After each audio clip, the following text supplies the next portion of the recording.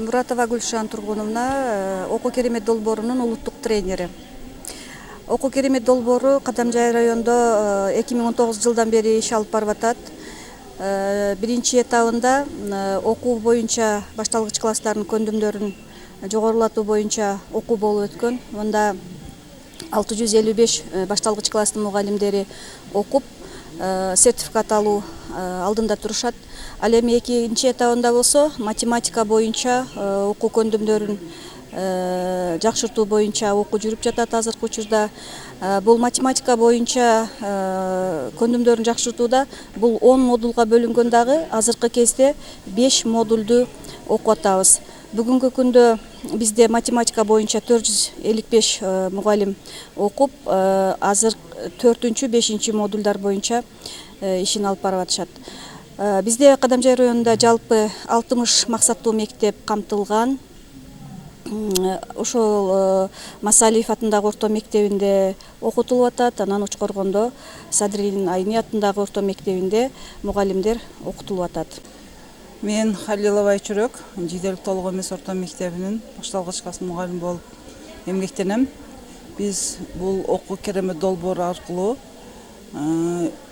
алдыңкы кезекте 3-4 модулдарды окуп жүргөнбүз. Азыр эми 1-5 модулдарды кайра окуп жатабыз. Бул модулда биз көптөгөн түшүнүктөрдү алдык. Азыркы мезгилде түшүндүрүү жана негиздөө стратегиясы боюнча сабактарды өтүп жатабыз. Бул жерде сабактагы окуучуларга берген билимдерибиз абдан жемиштүү болду.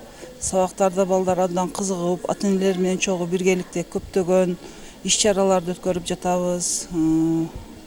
Окуучулар дагы аябай сабакка кызыгып, жакшы жыйынтыктарды берип атабыз. Ошондой эле ата-энелер менен биргеликте баалоо аб тиркемеси боюнча балдардын жыйынтыктарын өздөрү үйлөрүндө көрүп жатышаттар телефондор аркылуу.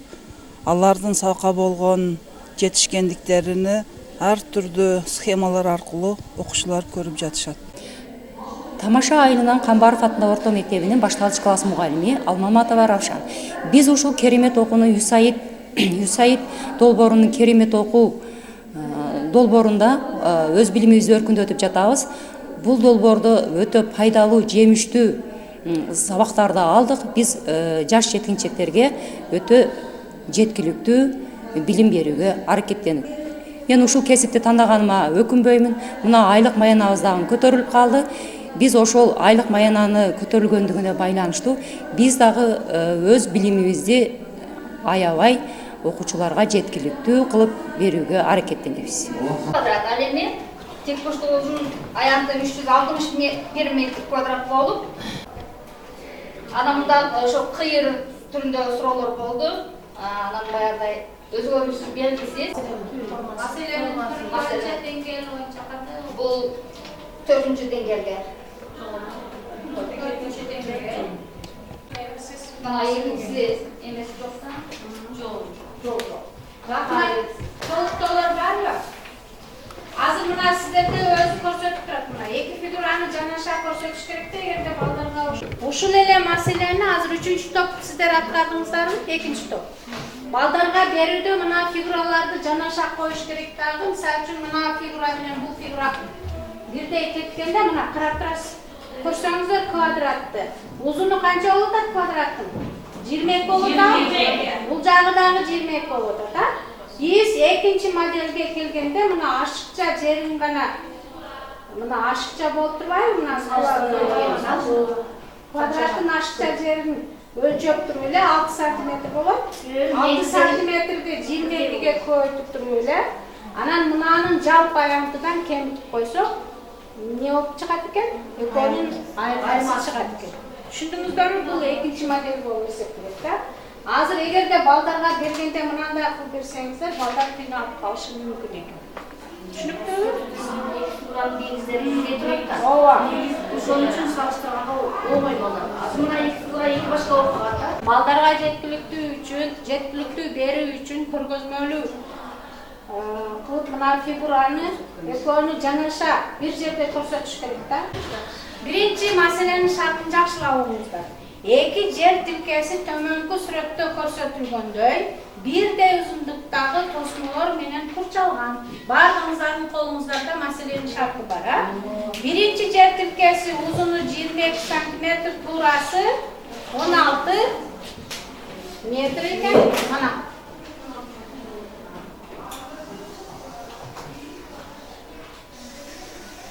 Бул жагы канча болот? 16 метр, бул жагы 22 метр. Ал эми экинчи жер тилкеси кандай формада экен? Квадрат формасында экен мына. Мунун узундуктары бардыгы кандай экен? Квадрат болгондуктан 22 метр берилген. 22 метр экен. Biz birinci жер тилкесinin аянтын таап алсак, koyduğun 22, beraber kaç oldu? 352. Bu S1 de koyuyor. İkincisi S2 kaç oldu? 22'ni 22'ye koysunuz da. Kaç oldu? Test koydunuz da? 484. 484 metr kvadrat koydu. Metr kvadrat. Yeni bizde masaleden ne soruyorlar? Qaysı жер тилкесinin ayantı çoğurak jana kançaga gördü? Biz kaçta az ошол? Айырмачылыкта үчүн.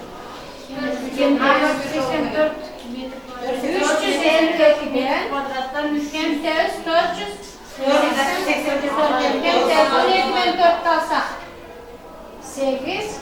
Bu жерде 4'tan 8 alsak 6.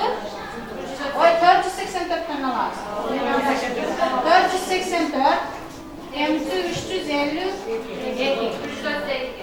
Kaç oldu? 132 metr kvadrat. Yani bu bizim murdagı eski bilgen yolumuz. Yeni canlı yol. Buna bir de kualının aşıkça yolunu tavaz. Bu kaça santimetre bu?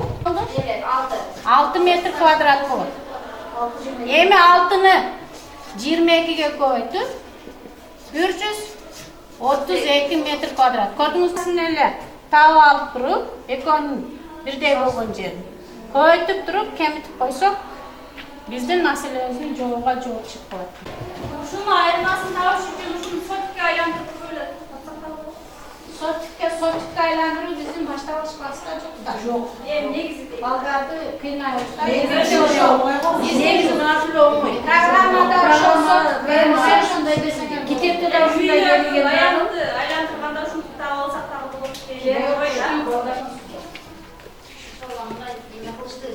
Qanday qilgan qanday qilganda da javob beruvchi chiqish Qanday chiqish kerak? Har qanday variant. Belki variantini size oşon tavuş üçün biz emek olduk da. Belki Fransiya bunu hayra kvadrat olsa Türk'e bölüp biz şon jaktarını tava turan ayan tava izlep. Ananday olmayla jol meni taap koysa. Ayantını taap turup, ekon ayırmasını taap koysa olur, mana jep keldi. Egerde dagı ekinci jol oңоyраак жолу бул мына жерде мына 22'den эле kesişken жерди кемип туруп, 16'ны кемип туруп, канча метр квадрат чыкса, ошол метр квадратты периметрди тапты да.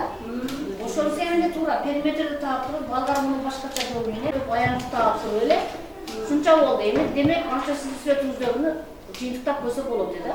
Эки аянтты салыштырып туруп, разницасы мынакей деп койсо болот. Biz baldarga жеткирүүдө маселенин формасы узундукка, маселенин Düzgütüksüzlük деген нерсени Эстеш керек.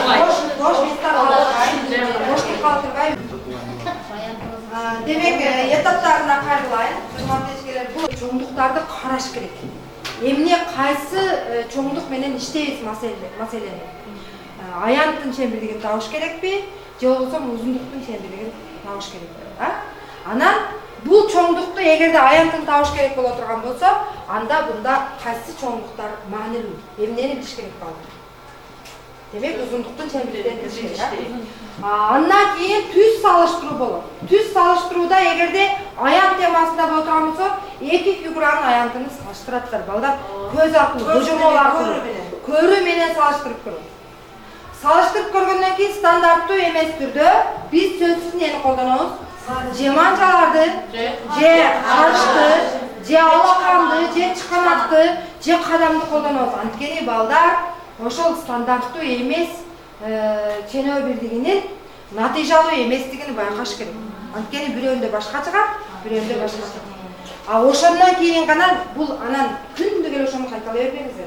Бул бала ошол чембирдик жөнүндө жакшы маалымат алганга чейин биринчи жолу үйрөтүп атканда, анан стандарттуу чембирдикти башташатканда узундук чембирдиктерини же аянттын чембирдиктерини балдарга жеткиликтүү түшүндүрүп, анан ошол сызгыч менен мүмкүн иштетсек болот. Сиздерден сураныч узундукту, аянтты, салмакты ченөөнүн этаптарына көңүл бөлөсүздөр. Бул жерде дагы урматтуу кече гана эме Бегайым алып келдиң менен эмени чыгарып келдиң менен эки топ окуучунун ролун аткарат, бир топ эксперт болот, бир топ мугалимдер ролун аткарат. Мугалимге бүгүнкү эмебиздин айырмасы ассистентти да кошо чыгарайлап, бир мугалим кыйналып калгасын, бири-бириңизге толуктап сабак өтөсүздөр.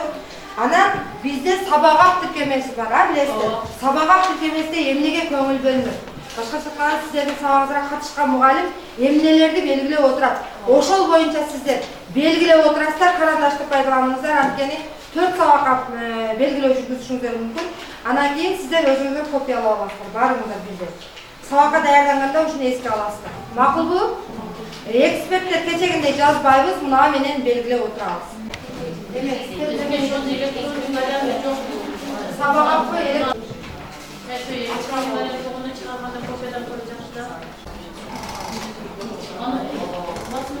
анда угабыз, эжекелер. Бул жерде кесиндин узундугу эки топ тең даярдаңыздар. Биз азыр бири-бирибиз менен жарышабыз. Кана биринчи топ эме экен, жеңиштүү аткарабы экен, ошол эле теманы. Же экинчи топ береби экен. Аябай чыгармачылык менен аракеттенишиңиздер керек. Сиздер дагы жарышасыздар. Үчүнчү топ жана төртүнчү топ сиздер кесиндин узундугу, фигуранын аянты жана аларды ченөө бул уже чоңураак класстарда, 4-класста да болуш керек.